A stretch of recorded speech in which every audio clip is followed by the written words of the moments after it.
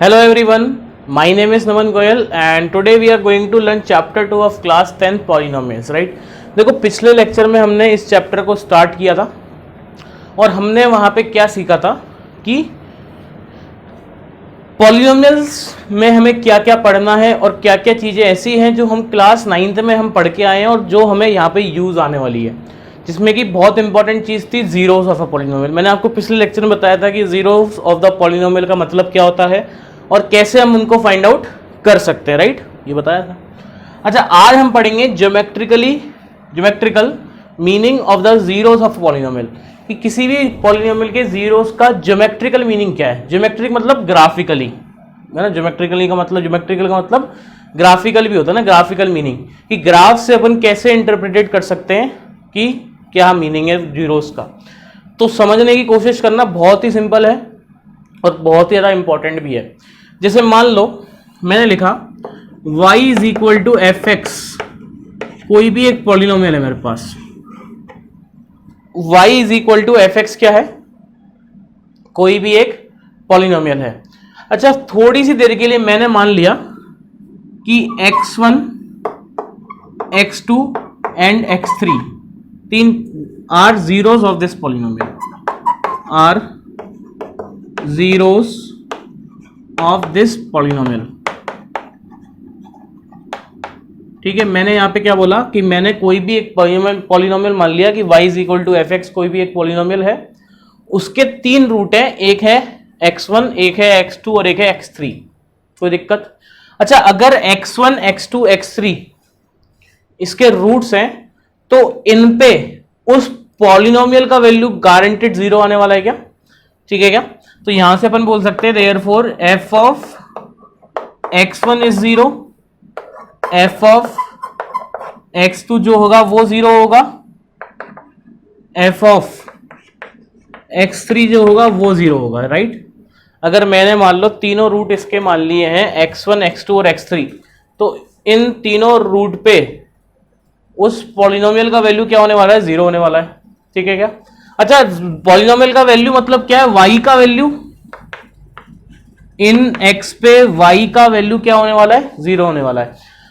अब देखो, थोड़ी सी देर के लिए मैंने इसका ग्राफ बनाया कोई भी, जैसे मान लो ये इसका ग्राफ है, थोड़ी सी देर के लिए मान लिया ये इसका ग्राफ है। तो आप क्या मेरे को ये बता सकते हैं कि ये पॉइंट का y कोऑर्डिनेट क्या होगा? ये देखो, ये सारे जो पॉइंट है ये x एक्सिस पे लाई कर रहे हैं, तो इन सब का जो y कोऑर्डिनेट होगा वो जीरो रहा होगा। x कुछ भी होगा हमें नहीं पता, हमें तो बस y से मतलब है, y क्या होगा? जीरो होगा। ठीक है, तो क्या मैं ऐसा बोल सकता हूं कि इस पॉलिनोमियल पे ये वो पॉइंट है जिसपे y का वैल्यू क्या हो रहा है? जीरो हो रहा है, हाँ या ना? तो क्या इस पॉलिनोमियल के लिए x1, x2 और x3 ही वो पॉइंट है जिसपे इन पॉलिनोमियल का वैल्यू जीरो हो रहा है? क्या बोला मैंने? अगर मान लो थोड़ी सी देर के लिए इस पॉलिनोमियल का ग्राफ मैंने ये बनाया, ठीक है, तो ये x एक्सिस को तीन जगह पे कट कर रहा है। तो पहली चीज तो क्या कि ये तीनों पॉइंट का y कोऑर्डिनेट सब में क्या होगा? जीरो होगा। क्यों? क्योंकि ये तीनों पॉइंट किस पे लाई कर रहे हैं? x एक्सिस पे लाई कर रहे हैं, राइट? सही है क्या? ठीक है, तो इन तीनों पॉइंट का y कोऑर्डिनेट क्या है? जीरो। इन तीनों पॉइंट का y कोऑर्डिनेट जीरो होने का मतलब क्या है कि इन तीनों पॉइंट पे y का वैल्यू जीरो है। तो क्या इस पॉलिनोमियल के लिए x1, x2 और x3 ही वो पॉइंट है जिसपे y का वैल्यू जीरो आ रहा है कि नहीं आ रहा? तो यहां पे अपन क्या बोल सकते हैं कि ये पॉइंट कौन से हैं? जो इसके रूट्स हैं, x2 और x3। तो यहां से मैं क्या इंटरप्रेट कर सकता हूं कि अगर मेरे को y is equal to f x या पी एक्स कोई भी एक पॉलिनोमियल है, उसका ग्राफ मेरे को पता है। क्या पता है बेटा उसका मेरे को ग्राफ? तो ग्राफ जितनी बार x एक्सिस को कट करेगा, ग्राफ जितनी बार x एक्सिस को कट करेगा उतने ही उसके क्या होने वाले हैं? रूट्स होने वाले हैं। क्यों? क्योंकि उन पॉइंट पे y का वैल्यू क्या होता है? जीरो। और हमें रूट्स का मतलब क्या है? जीरोस का मतलब क्या है कि जिस पॉइंट पे उस y का वैल्यू क्या हो रहा हो? जीरो हो रहा हो। कहानी पकड़ में आई क्या? तो मैं दोबारा बना के दिखा देता हूं एक बार। मैंने अभी आपको क्या बोला, मैंने आपको ये बोला कि ग्राफिकली मीनिंग क्या है जीरोस का। जिसे मान लो कोई एक पॉलिनोमियल है, उसका ग्राफ ऐसा है, ठीक है, ये एक्स एक्सिस है, ये वाई एक्सिस है, ये y is equal to p x, कोई भी एक पॉलिनोमियल उसका ग्राफ है।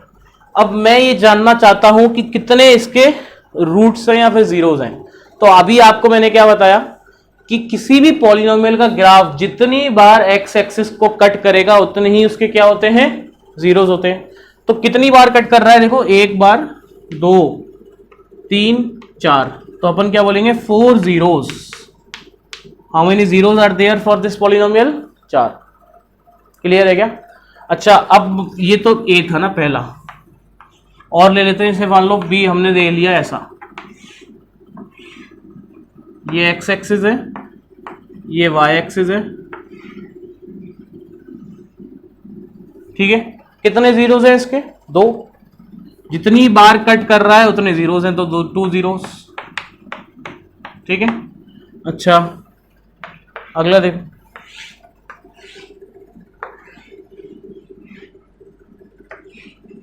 ये एक्स एक्सिस है, ये वाई एक्सिस है, कितने जीरोस हैं इसके, एक भी नहीं है। क्यों? क्योंकि ये एक्स एक्सिस को कट ही नहीं कर रहा, तो इसमें वाई का वैल्यू कभी भी जीरो नहीं हो पाएगा, है ना। वाई एक्सिस को कट करने से कोई मतलब नहीं है, एक्स एक्सिस को जितनी बार कट करेगा उतने ही उसके क्या होंगे, जीरोस होंगे, ठीक है। एक और देख लेते हैं एग्जाम्पल।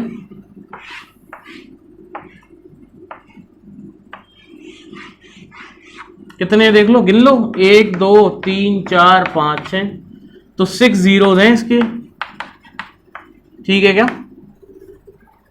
क्लियर है? ठीक है।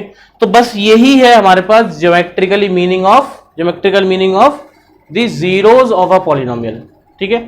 समझ में आया? तो जितनी बार ग्राफ एक्स एक्सिस को कट करता है किसी भी पॉलिनोमियल का, उतने ही उसके क्या होते हैं, रूट्स होते हैं या फिर जीरोस होते हैं। सिंपल है, बहुत सिंपल है बेटा, बहुत सिंपल है। कर लेंगे क्या, कोई दिक्कत?